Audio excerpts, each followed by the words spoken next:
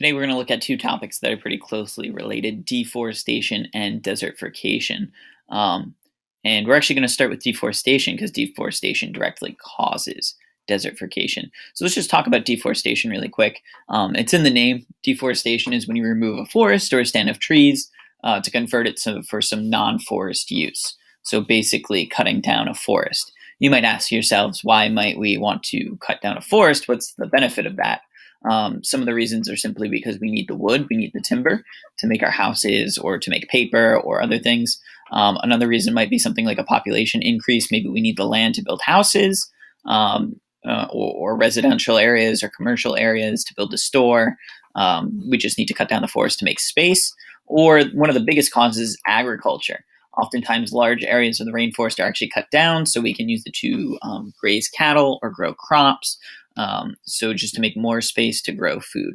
So for all these reasons, humans do quite frequently cut down the forest. Actually, another one I didn't mention is mining. Mining for natural resources underneath the ground. We often cut down the rainforest to get at those natural resources. So for all these reasons, we do tend to cut down the forest quite a bit. But in doing so, there are some big side effects. And the biggest side effect that we're going to learn about is soil erosion. Soil erosion is when soil and rocks are removed from the Earth's surface by wind and water, and then they're usually just moved to other locations. So what do I mean by that? Basically, what we do is we lose what we call the topsoil. So topsoil is the nutrient-rich top layer of soil that plants basically put their roots in. If you ever go out into the forest or even your front lawn, what you can do is you can dig a hole and you'll see that the top 2 inches are really rich soil. Underneath is usually like a hard clay. So that topsoil is very important. So what happens is when you plow an area and you remove the plants, you remove the trees, well, those roots of those plants and trees, they're what's holding the soil in place. So once you take away the roots of a plant, or once you remove a plant, there's nothing holding the dirt in place, and that causes that dirt to be able to wash away, either by wind or by water. So you can see here's an area of land where presumably they probably removed some trees or some plants, and those roots is what were holding the soil in place, and now that those roots aren't there anymore, the soil's started to wash away. You can think about your front lawn. If you didn't have any grass there and your front lawn was just dirt, well, what would happen when it rains? All that dirt would wash into the street. So that's exactly what happens with soil erosion. Now, if soil erosion happens long enough, it leads to something called desertification. And basically, it means that an area becomes dry, it loses water, it loses vegetation, it loses wildlife. And all of this is caused by losing the soil, or that topsoil. So you can see an area here where this area has turned into a desert. And it's not necessarily a hot area. You can see there's snow up here, but this is an area where maybe they use this as a farmland, and they probably cut down a lot of trees or removed some plants, and then they lost the soil that was there, and all we have is this hard, dry clay now.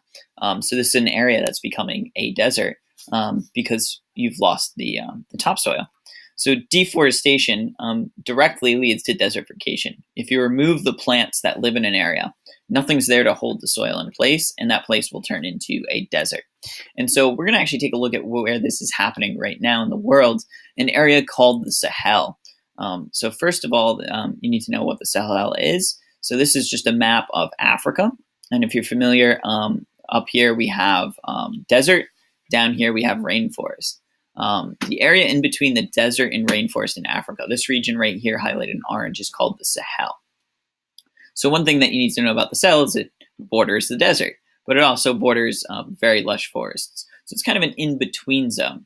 But what's happening to this area between the desert and these rainforests is that it's slowly becoming more and more a desert. It's actually right now one of the poorest places on Earth.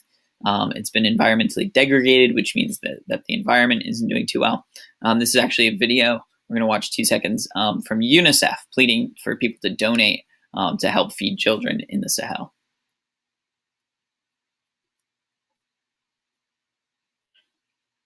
You're watching UNICEF television. A tragedy is slowly unfolding in Africa's Sahel region. Poor harvests and rising prices have put more than 1 million children at the risk of severe and acute malnutrition. 8 countries in West and Central Africa are facing serious food shortages. Niger will be amongst the hardest hit. The part of the population which suffers most and who are likely to face the most serious consequences for the rest of their lives are the very young children. And they are innocent. Hundreds of thousands of lives could be lost if the international community doesn't act now. We have the technology and the knowledge to treat these children who suffer from severe acute malnutrition very effectively. If we identify them, if we get to them quickly enough, we can really cure them and prevent them from dying. UNICEF is working with partners on the ground to prevent a wide-scale emergency. So we need to undertake actions to bring that level of chronic undernutrition down. And that also can be done by relatively simple things. If mothers would breastfeed more frequently, if the hygiene situation would improve, if hand washing would improve, if effective diarrhea treatment would improve, if better provision of, let's say, a simple package of vitamins and minerals would be provided at low cost, you would already achieve a great reduction of this chronic undernutrition. The distribution of ready-to-use therapeutic food is already underway, but the region is vast and the clock is ticking. The alarm bells are ringing loudly, but is anyone listening? This is Priyanka Pruthi reporting for UNICEF Television. For more information, go to unicef.org. Unite for Children.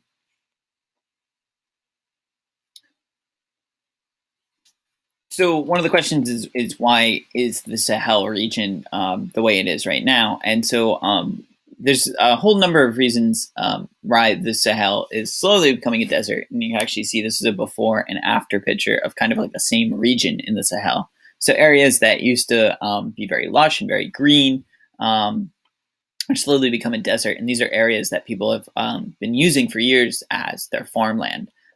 So obviously you cannot grow food in the desert. There are basically kind of two main reasons. The one is kind of natural changes, climate change and rainfall.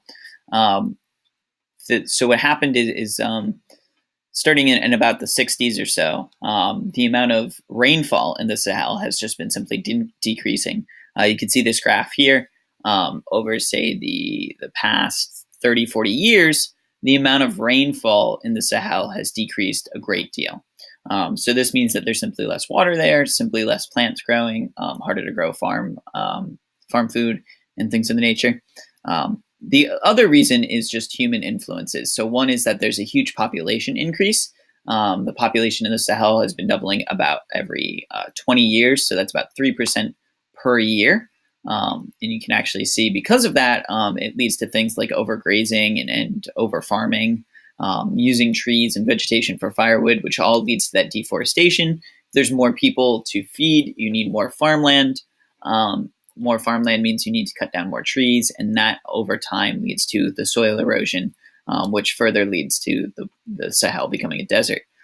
You can see here, this is a graph showing the past 50 years or so, the amount of land that's been harvested in the Sahel. So you can see that the amount of land that's harvested, used for vegetation, used for food, has been increasing, which means more stuff is getting cut out and leading to that soil erosion.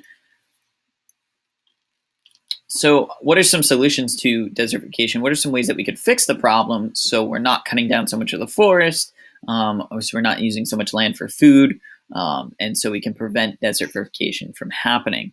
One of the easiest ways to avoid desertification is just to avoid deforestation. If you keep plants in the area, the soil is held in place by the roots, and then you don't necessarily lose any of that soil. So simply by leaving the plants where they are and not cutting down a forest, you can obviously keep that place from turning into a desert.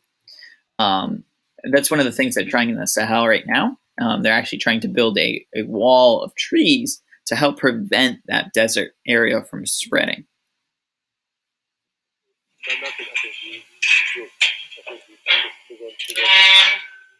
Beyond this gate in the sand, there's more sand. The man on the right hopes it'll be the sand that saves Africa, because of the trees now growing out of it. This is the start of the Great Green Wall in Senegal.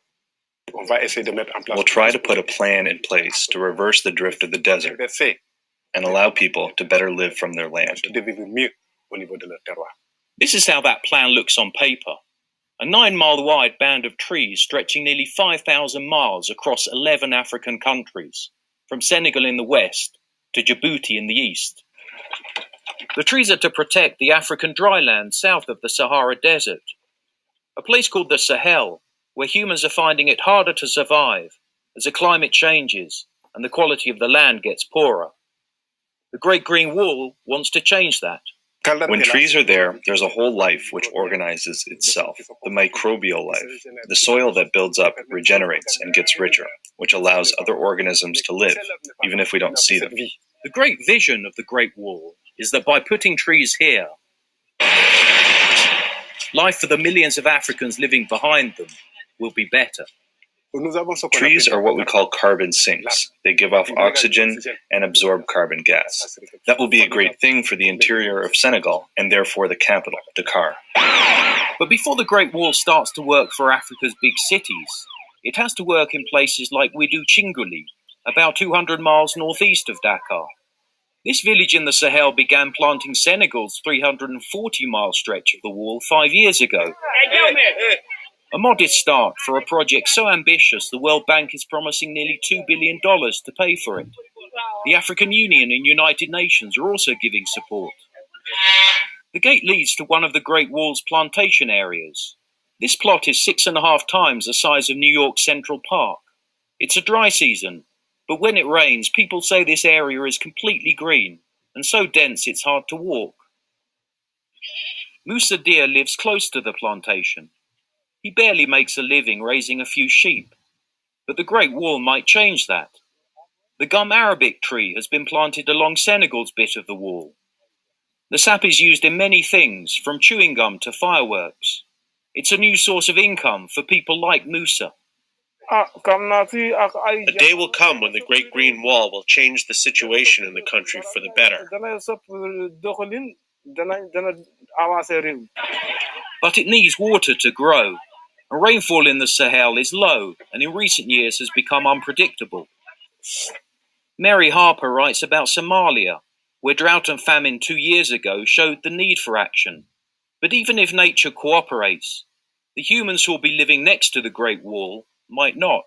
Even if they understand the idea that planting trees in the long term could do wonders for their environment, they are held hostage by short-termism. They are living day to day, in fact, sometimes hour by hour. So if they see a belt of trees, the first thing they're going to see is charcoal and firewood. But the tricky business of surviving in the Sahel isn't the only reason why the Great Wall might not work. The trees have to cross countries with other problems. You look at Niger, you look at Sudan, you look at Mali, you look at Chad. A lot of these regions either have rebel groups operating there, or they have weak, difficult governments. Trees don't grow well on battlefields, but they do in peaceful Widu Chinguli. The people here need the Great Green Wall to work. If it doesn't, this land will get harder to live on. That's the message Senegal is giving, but progress on the wall in other countries has been much slower. In Widu Chinguli, they're hoping that will change, to make sure this big African dream doesn't die in the sand.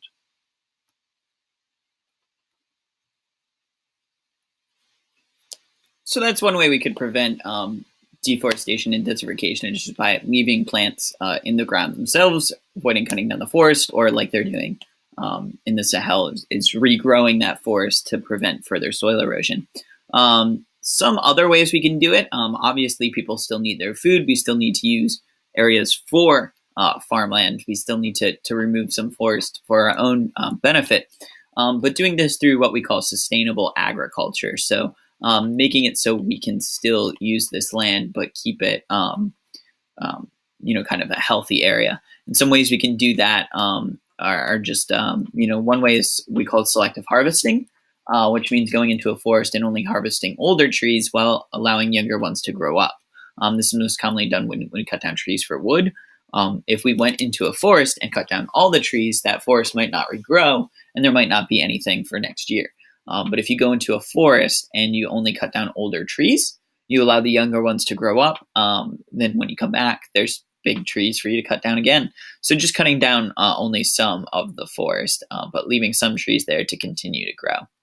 Another way we can do it is something called contour plowing. So this is done with farmlands.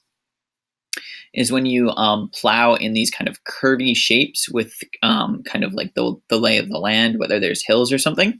And this just kind of prevents water from running off. So a lot of soil erosion is caused by streams of water picking up a lot of speed and being able to carry soil.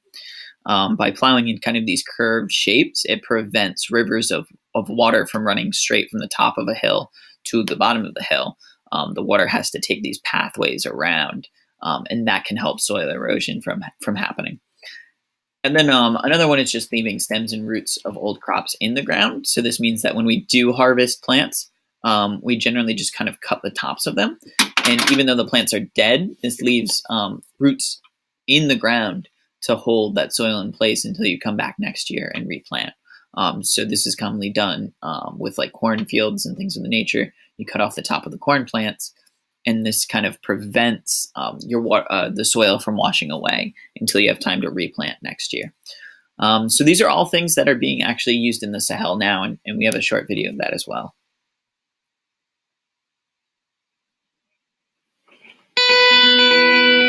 Less than 50 years ago, this land was lush savanna.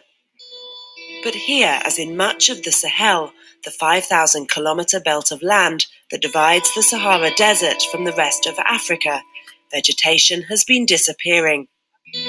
Climate change leading to prolonged periods of drought, land degradation caused by over-farming and overgrazing, as well as deforestation, have turned this once fertile land into desert. But a recent project to plant acacia or gum trees is attempting to reverse that process of desertification. Bi nga xamantene bobu amagunu procès bi boba ndaxam daanuñu bay reken ci all bi di récolte ak suñuy loxo di yobbu ci kër ga waye boba karange gi ñu am ak garab yi ñu am mu taxaw ci biir tool bi amuñu ko won parce que garab yi fi nokkon yépp ya maam ñoom yu yàgg ya dañu fay jóge woon nekkutuñ fi woon. Fatou Say is one of 150 women in this village alone, benefiting from a project begun in 2004 by the United Nations Food and Agriculture Organization, or FAO, together with the Forestry Department of Senegal and 5 other countries across the region. Pour les populations, ce qu'on a constaté, c'est que avec l'exécution du projet, avec sa mise en œuvre, les populations ont changé de mentalité et de comportement. Les populations ont mieux perçu les effets et les impacts de l'arbre dans leur vie quotidienne, dans l'activité socio-économique. FAO, together with the Forestry Service, provided seeds and seedlings and taught them how to sow and plant the acacia trees, as well as how to extract and market the gum they produce. They were given a tractor with a digger tool, specially adapted to dry land conditions. The half-moon-shaped holes collect rainwater, ensuring that the young plant roots will have enough water to overcome the long dry season. Fare la buca è molto fatica e poi se ne fanno poche al giorno. Qui si scavano 2-3 metri cubi di terra al giorno, una persona. In Cina i cinesi mi hanno detto sempre ma noi ne facciamo 5 metri cubi. Ma il mio sistema ne fa 7.000-10.000 metri cubi di scavo al giorno. Planting of the acacia trees reverses desertification by preventing soil erosion and providing nutrients for other plants and crops to grow. The trees also remove carbon from the atmosphere. Good news from an environmental perspective, but also for the tens of thousands of people living within the Sahel. Acacia is a good choice for the project because it is a native tree, so we are not altering biodiversity. It's a tree which has many benefits. It feeds the soil, so it restores its fertility. It is a shelter for crops. It is also providing gum arabic, which has an international market and good for the economy. It also provides fodder for livestock and also food for also the local communities. In a region home to many of the world's poorest countries, the project is changing attitudes and lives. waaw ma ne tool bi njëriñ yi ñu ci am amal nañu njëriñ suuf population bu cekkeen jaay ak ñeneen nit dëkk yoo xam ne sax ñi ngi jóge ci seen dëkk ñëw fii pour di fi jàng si njëkk nan lañ koy liggéey ndax ñu ngi fi di bay basaab bi amal na njëriñ dëkk bi ñëpp ñu ngi fiy bay gerte ñu ngi fi bay dugub ñax mi dañ koy boot dañ koy utiliser wu dañ koy jaay jël xaalis bi di delluwaat ci biir dëkk bi. Now that 7 years after the project began, the acacia trees have reached maturity. The women have also begun extracting and selling the gum for processing. The quantities the women are collecting are small, so rather than selling direct to a processing plant, the gum is sold through a middleman. That man is Isma Sarr, a private acacia plantation owner himself. His role is to connect small producers with big companies who buy the gum. xam nga ki wut werek bi ak ki nga xam ne gi gën moo koy jënd di koy jaay ki koy soxla fokk moom dana am matériel ay wata dana am personnel bu muy fay dana ci jël xaalisam def ci dana ci def ay dépense kooku su amutoon ki am par 4 kilos 5 kilos nga di ko dajale ba mat ay 400 tonnes kooku jafe-jafe bu bari la. Through him, the gum arrives at this processing plant close to Senegal's capital, Dakar, from where the gum is sold to Europe, the US, and elsewhere. The gum is used in the pharmaceutical and food industries, in everything from confectionery to dairy products and soft drinks. With international demand for gum outweighing supply and demand forecast to grow, there is an economic opportunity waiting to be exploited. La gomme arabique constitue une source de revenus supplémentaires aux activités traditionnelles qu'effectuent les populations. Actuellement, je pense que son rôle est fondamental dans un contexte de détérioration un peu du secteur agricole, de baisse donc du cours donc de l'arachide, ce qui fait que les paysans peuvent, en tout cas, à travers la gomme arabique, avoir des sources supplémentaires de revenus qui va leur permettre de subvenir à leurs besoins quotidiens. Based on the success of the Acacia project, which was funded with more than $5 million by the Italian government, FAO is now in search of further funding to roll the project out on a wider scale, to regreen more of the land bordering the Sahara Desert. So far, it was just 13,000 hectares. It was for testing. So now we need to upscale this success elsewhere in other areas in order to achieve the long-term objective of combating desertification and contributing to food security in this region. If FAO can secure the necessary funding, the project will be extended to a total of 8 countries, with greater focus placed on good land management and the marketing of the gum, to ensure local communities are able to maximize their incomes. This initiative will help to keep the desert sands at bay, minimizing the impacts of climate change while providing economic protection for the millions of vulnerable people living within Africa's drylands.